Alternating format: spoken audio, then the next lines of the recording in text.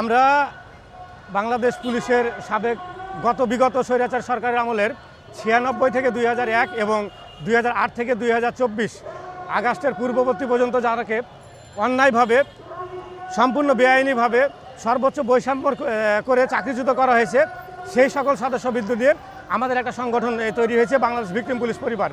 এই সংগঠনের দাবিগুলো যৌক্তিক। এটা পুলিশ হেডকোয়ার্টার মেনে নিয়ে 25 সালে, স্বরাষ্ট্র মন্ত্রণালয় মেনে নিয়ে 25 সালে একটা প্রজ্ঞাপন জারি করেছিল আমাদের ফাইলের বিষয়ে।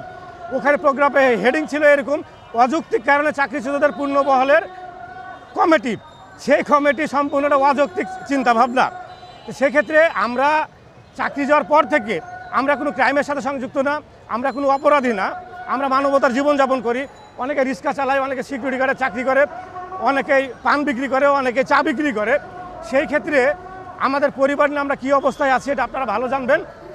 এবং আমাদের যে বেতন থেকে বেতনের টাকা কেটে নিয়ে আমরা রাখতাম জিপিএফ প্রভিডেন্ট ফান্ডে জমানো টাকা, সেখান থেকেও টাকা আমাদেরকে প্রদান করা হয় না।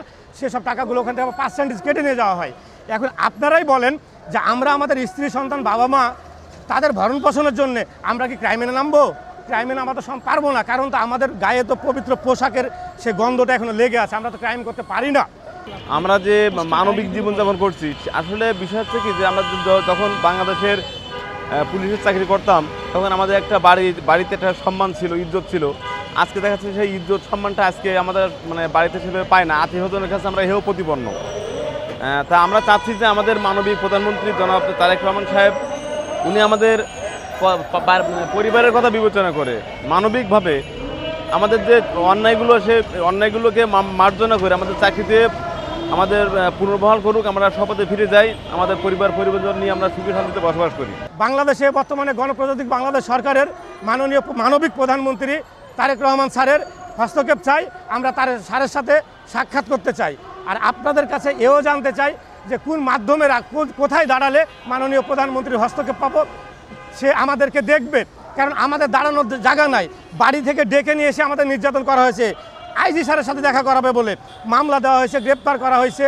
সেই মামলায় এখনও আমরা পালিয়ে বেড়াই, এখনও প্রোগ্রাম করতে ভয় পাই। প্রোগ্রাম করবই কেমনে? ঢাকা শহরে আসতে 500-700 টাকা খরচ আছে, সেসব লোকগুলো পাবে কই? তাদের তো খাওয়ারই টাকা নেই, প্রোগ্রামে আসবে কই থেকে? আমাদেরকে বাস্তবায়িত না করে একটা সুপারিশমালা দিয়ে আমাদেরকে ফাঁদে ফেলে দিয়ে আটকে দিয়েছে। আমরা সেই দাবিটা পুনরুত্থাপন করতে আসার পর আমাদেরকে একটা মামলা দিয়ে আমাদের 5 জন সদস্যকে জেল কাটানো হয়েছে।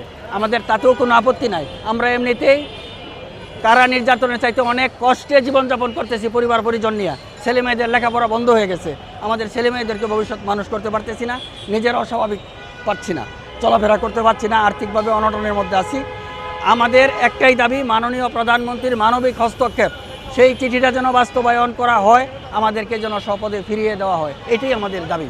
আমি তহিদ মণ্ডল, বাংলাদেশ ভিকটিম পুলিশ পরিবারের মুখপাত্র, একবার যদি ঘোষণা দিই যে সারা বাংলাদেশের ভিকটিম পুলিশ সারা বাংলাদেশের ভিকটিম পুলিশ পাখির মতো ঢাকা শহর ঘেরে নেবে, সেই ক্ষমতা আমার তহিদের আছে ইনশাআল্লাহ।